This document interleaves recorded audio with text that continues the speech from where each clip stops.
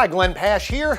The tip I want to share with you today is about online communication. Now, over the past year or so, I've been talking a lot about how to communicate with your customers when you're interacting with them online. There seems to be a misconception that you have to treat these customers differently, and I disagree.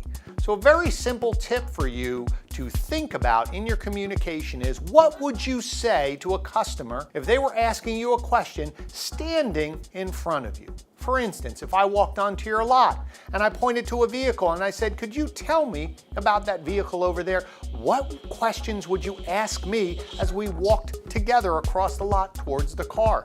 Maybe you'd say, is that the only color you're interested in? Is that the only trim level you're interested in? What's important to you in terms of features or benefits? Do you have a trade-in? All of those questions that you would ask me as we're walking across, you should be asking in your emails, especially your first email when someone submits a lead. This way you start an engagement, you start interacting, you give them a lot of questions so that, what are we trying to do? Get them to answer back.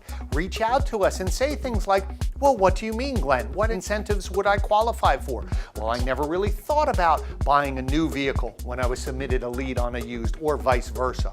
All of this questioning in your email, as you would if they were in front of you, is going to spark engagement, and that's what we want, so that they'll reach out to us on the phone, reach out to us through email or text, and allow us to start tailoring our communication to help solve their problem, be it find a new vehicle, service their vehicle, look for a new part. So again, don't do anything differently online than you would if they were standing right in front of you, and that is your tip for today.